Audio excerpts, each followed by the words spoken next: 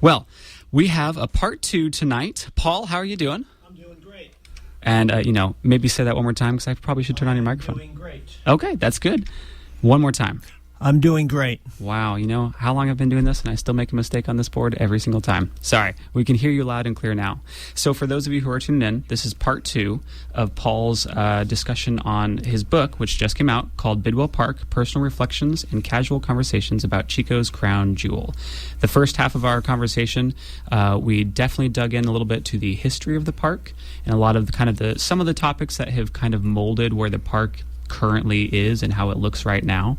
We talked about where the Highway 99 was placed, a couple other big themes like that, Horseshoe Lake and the water skiing that happened on Horseshoe Lake, which still blows my mind. I don't know. Blows everybody's mind. Nobody can figure out how this happened. And last show he discussed that there's no references. It's just a very a loose reference to it, but there's no concrete pictures. There's no writing about it. It just happened. I read about it in the Bidwell Park and Playground Commission minutes, and then a number of people who I've talked to said, yeah, this happened. Man.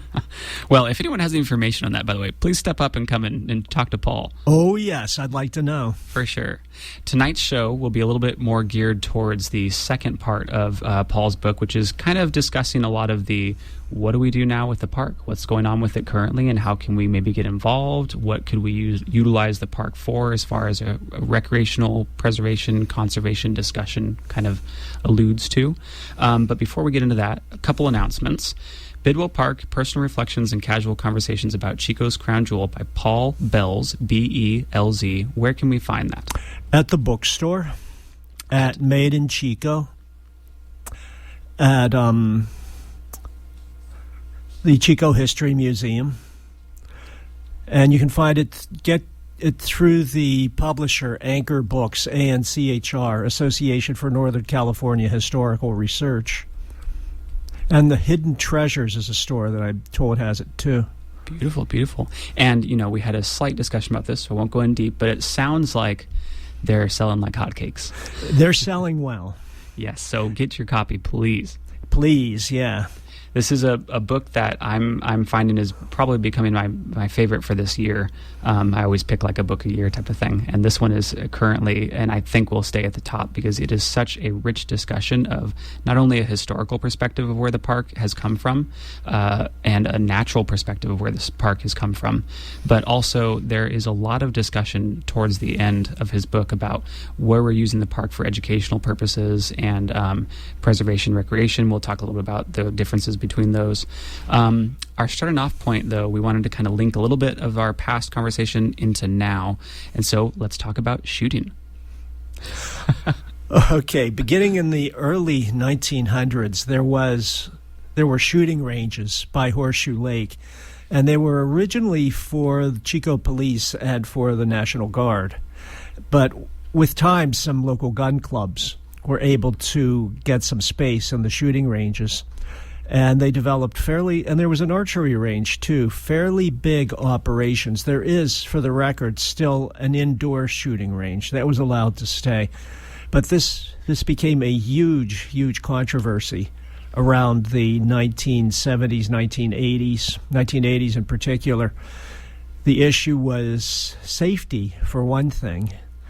And there was an issue of, again, preservation. Should this be a place just for human recreation, or should it be a place for where nature is preserved, where you're respecting wildlife and plants? And a lot of gun enthusiasts made the point that they were training people to be safe with guns, and they felt that if people had the Second Amendment right to own guns, well, everyone needed to know how to use them safely. They were training kids, all sorts of things. This was a justification they used. And they used Annie Bidwell's statement when she made the deed to the park that it should be for everybody in Chico. But the people who questioned this were coming more from a preservationist place, saying we need to protect nature. And there was the safety issue, and it was found with time that there was pollution, particularly in the soil, from gun casings and other chemicals that came from this. Of course, there are no longer any outdoor shooting ranges, but it was a long, long fight that went on, both within the Bidwell Park and Playground Commission and in the community. And finally, they were moved to other locations. Like an indoor spot and maybe somewhere else. Somewhere else. I would have to really glance through my notes to remember where exactly they went, but the indoor shooting range does remain. Yeah. That was probably the concession that let that most likely, yeah, pass away into history, into Paul's book. Yeah.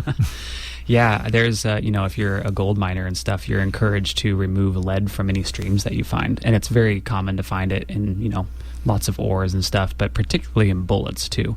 It leaches straight into the water and is toxic to the fish. And if you go fishing, you're now eating lead. And it's, there's a lot of toxicity that goes with that. So there were lots of heavy metals that were found in the soil, too, which were dangerous. Well, the lead and other heavy metals were dangerous to kids coming in the area, too. It was determined. Yeah. So, why monitor the water? Why monitor the water? Well, the source of Chico's water is the aquifer underneath the ground. And we talked about this a little bit last time. There's a formation called the Chico Formation, which was laid down by an inland sea, between 55 and 65 million years ago. And it's shale, sandstone, and our water supply sits on top of that. And water from Big Chico Creek goes into that aquifer. And there are people downstream who do really rely on the creek for their water. And of course, wildlife relies on the creek for water. So monitoring water is very important, understanding that the creek is essential. There are people who go out, particularly in the spring, summer, into the fall, called the stream team, who do water monitoring, and they do pH, dissolved oxygen, a lot of other factors, and they make reports on it. I've done it a few times. It's fun. Quite fun. And that's not a facetious comment. It's incredible information you can get from seeing what is in a water system. You can tell where if you've done any geological research anywhere, you can tell where oil spills have happened based on the flow of underground water. There's a lot of cool information you can get from monitoring this stuff. Additionally, I think we might have to take a couple steps back. Can you give us some definitions of conservation and preservation in case people don't know what the distinct differences are? Okay, conservation and preservation. I'll use the example of John Muir and Gifford Pinchot. John Muir was a preservationist. He was very deeply into wild nature. He believed that it existed for its own sake, and he was, of course, instrumental in Yosemite National Park being preserved. Gifford Pinchot was the first head of the United States Forestry Department, I believe. And he was very much into wild nature also. But he believed that conservation was preserving nature and resources for human uses. And the big famous story about Pinchot and Muir was Hetch Hetchy Reservoir in Yosemite, where San Francisco asked that the Hetch Hetchy River be dammed to be a water source that could be distributed, for water to be distributed pretty equally to people in San Francisco. Pinchot was very much behind this, the use of the water for human uses. Muir opposed it. He said, "We cannot destroy this valley. It exists for its own sake. It's as beautiful as Yosemite Valley." Ultimately, Pinchot won. But I think this does show the distinction between the two perspectives pretty clearly. And by the way, there are still people who want to undam Hetch Hetchy Valley and restore it. Yeah. It's a worthwhile to know the differences between these because as I was talking with Paul prior to the show, I think a lot of the issues in the past and probably moving forward, maybe in perpetuity, will fall under which of these are we protecting the park for? Human use or for the sake of having a natural area? And a lot of people will use many different types of arguments, like the gun ranges that were there, saying, well, no, it's to train so we can better protect our wilderness. Well, but is it protecting it when you look a little bit deeper for toxicity reasons? You don't know. And so on the surface of most discussions with the park, you're going to immediately find that it can be confusing on which side they're leaning towards, because they want something from it, you know. And some of the discussions and some of the controversies have been a bit more ambiguous than that. Can I mention one quickly? Yeah. There was at one time a lot of arguing about whether some of the roads through the park, South Park Drive, should be used for cars, for car access into the park. And a lot of people said, no, we need to really limit this because it does have impacts on the plant communities and the animals. But an issue arose with people with disability who said their only access into the park was through cars.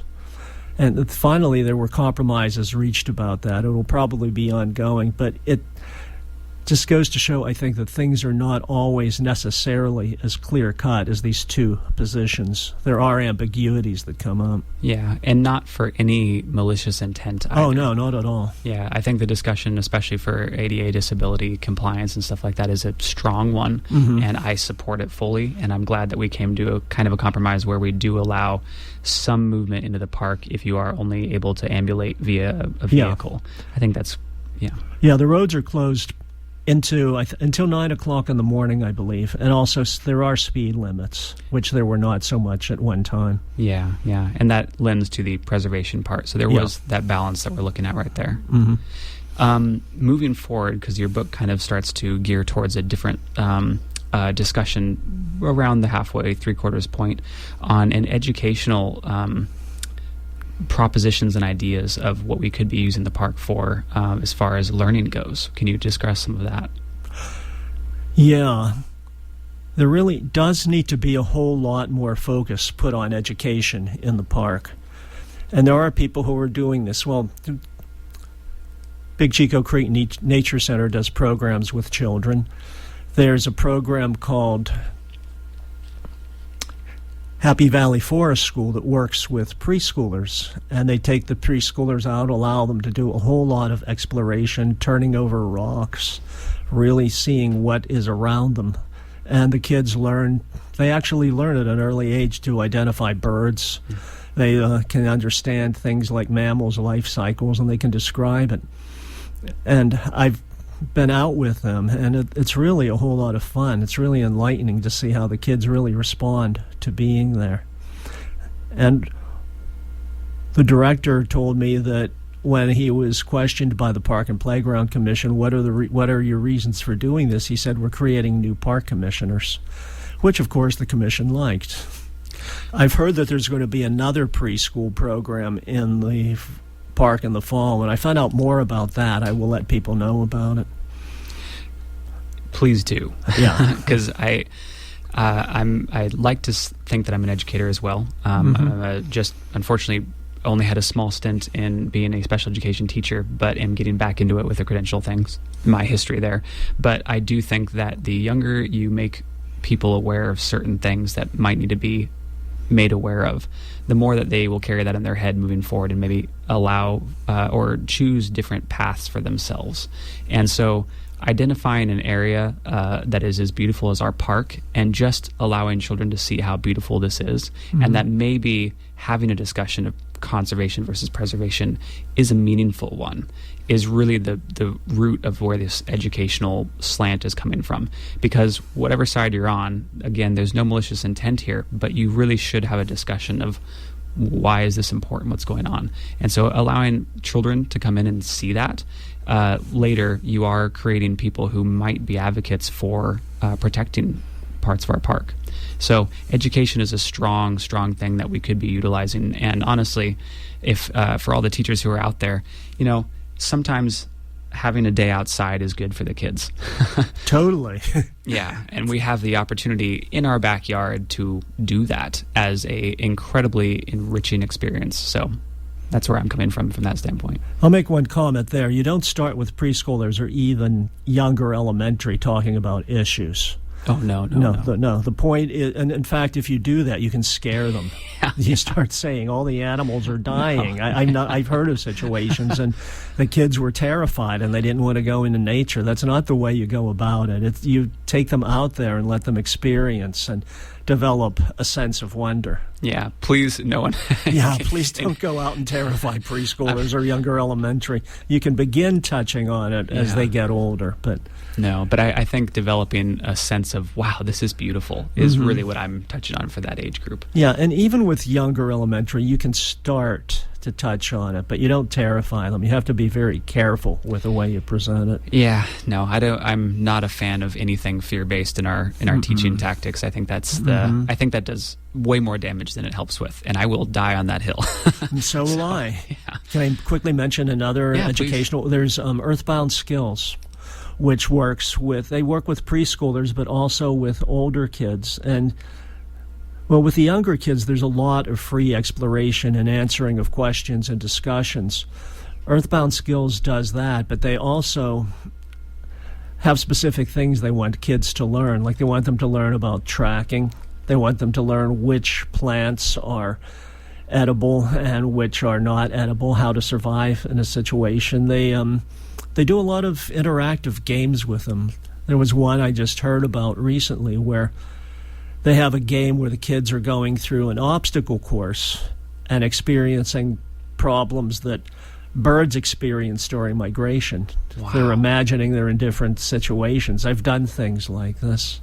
Wow. And go ahead. And then after that, they build bird feeders. And the kids have the idea about helping migrating birds, and then they go and build a feeder and help them. And anything else? No, go ahead. For anyone who might scoff at that and go, you're building bird feeders and teaching about birds, just as a slight aside, a big part of our nitrogen cycle in our entire globe is carried by, geese that fly over us in large droves. Their processing of food, to put it mildly, is something that carries a distinct nutrient source to different parts of our continent that we're on that feed trees that let us breathe. So this is a very interconnected system, and cueing kids into that not only lets them understand that we're in an very interconnected system, but also if they choose to not go into an educational standpoint, the amount of intelligence you get from bringing awareness to different things like this, you're increasing IQs across the board. You are.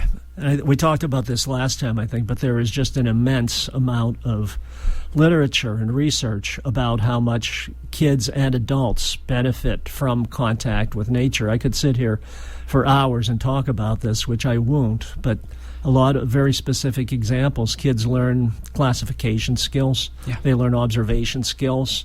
And a lot of this, some research I've seen says that this translates into learning reading, where you can tell the difference between letters, for example. Yeah. Yes. So it has a whole lot of implications, and emotional growth and social growth, too.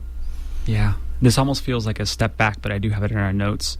So the skills that are here, actually, maybe we'll skip this part. I think this leads very nicely into another opportunity aside from education that I do think, we talked about this before, overlaps really well, but I have forest therapy put down on here. Can you talk about that a little bit? Yeah, forest therapy it originated in Japan, and the basic philosophy, there's a lot to it, but the basic philosophy is that, again, adults benefit emotionally from close contact with nature. And there is a pretty thriving forest therapy program in Chico, in the area. I know somebody who was part of a trip into Lower Park last weekend, actually, or I think the weekend before, actually, where they do things like, they'll just really notice very closely and very deeply what's happening, like what is moving around us. Notice how the grass is moving. Notice how the birds are moving. Just really focusing your senses on everything that is around you.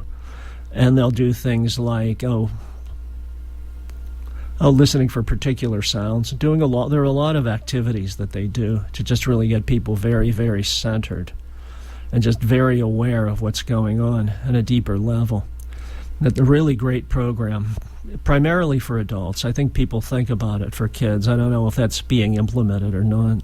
And I mean, off the cuff, I feel like the kids are a little less baggage heavy, and so to me it makes sense why it's maybe more geared towards adults currently, because the kids are exploratory. They're going to have a curious time and have a blast. Yeah, and that is a natural way to, the education, you just let that happen more than you guide it. You just let them run around. But you guide it to a point. Yeah, you do guide it to a point, and you have games and things that are bring focus and really bring some concepts out. But this is, again, more adult oriented. Yeah, and there's so many studies showing that once you're actually away from electricity and plugging in on cell phones, your attention span increases. There's a lot of benefits that come from just being in nature. I don't think I have to really cite anything. Please go do your own research. There's lots of it out there. You can look at the Children in Nature Network. They have a huge amount of research for kids, but you can apply it to adults too. Yeah. Well, what are adults but kids at heart? True enough. Or, the creative adult is the child who survived. I forget who said that. Oh, man. Was it Ursula K. Le Guin? That's a quote from someone that's not mine, just disclaiming that. A very famous writer wrote that I think it was Ursula K. Le Guin, but I'm not positive. But we're nearing the end, and I wanted to talk a little bit more, or encourage you to talk more about what one of your last chapters in here is a quote that, and please tell us where it came from. One does what one can. Many years ago, I was at a peace conference. Should I tell the story quickly? Please, yeah. Okay, there was a mystic who was going out into the desert to meditate and pray. He saw a little bird lying on his back with his feet sticking up in the air. And the mystic said, "What are you doing?" The bird said, "Oh, I heard the sky is going to fall and I'm going to hold it up." And the mystic said, "Do you think you can hold the whole sky up with your little legs?" And the bird said, "One does what one can." And that stayed with me for a long time. Just every little thing we can do. And there are big things we can do also. Things like pay attention to what's happening. There are Bidwell Park and Playground Commission meetings you can find out about discussions of the issues. City Council needs to know that people are concerned with this place. And let them know about it. Again, we've talked about it. It does need more funding. That's been a huge issue practically from day one. And there are volunteer opportunities you can take part in. I talked last time about the PALS network. Partners, ambassadors, leaders, and stewards. It's a city program where you can go out and do different kinds of volunteer work. And the stream team, which I mentioned, is part of that. There are various other things. So there are a lot of things. But yes, we do need to be engaged, and we need to let city officials know that people take this seriously. Yeah. Otherwise, things pass by in the blink of an eye. And if you're not paying attention and or lending a voice if you're the only one in the room speaking about it, you're a pretty important person at that point. So park and playground meetings are very important to go to for this purpose, because decisions get made, I don't want to say behind closed doors, but decisions get made, and if no one's there to say, hey, I don't think that's a great idea. Yeah, very true. Yeah. And we need to have community discussions. And yes. And I do know one reporter with the Enterprise Record who's interested in covering some issues in the park. So beautiful. I'll work with that person some more, as much as her time allows, and we'll see what happens there. And I feel strongly I have to say this now, but we're all the bird, and that bird is not an insignificant creature at all. And so if you have an idea of something that would lend attention to the park, bring it up. Oh, yeah. Please chat about it. You're not you are invaluable for this discussion. Any attention we can bring to the park and its preservation or conservation, depending on what you're looking for to have it, I think a balance is a good thing to strike right there. But whatever you're bringing attention to related to the park, that's a positive thing. Please speak up about that. And we're in the last couple minutes of the show. So again, this was Paul Belz and his book, Bidwell Park, Personal Reflections and Casual Conversations about Chico's Crown Jewel. Where can we find this again? The bookstore, Made in Chico. Hidden Treasures, Chico History Museum and through the publisher, the Association for Northern California Historical Research. You can find it on their website. And Paul, you had one more thing you wanted to note also. I do. Yeah. This is kind of a separate issue, but it will be in the park. In March, either the March 17th or 25th, at noon, there will be a gathering, a spring equinox gathering, and it's put together by a group called Butte County Nature Writers. And there will be people sharing nature writing, but you don't have to be a writer to come. Wonderful. Now, some people will share, some people will just come, and we'll have a little potluck, and we'll just appreciate the season, celebrate the equinox. Do come. So there will be more information about that.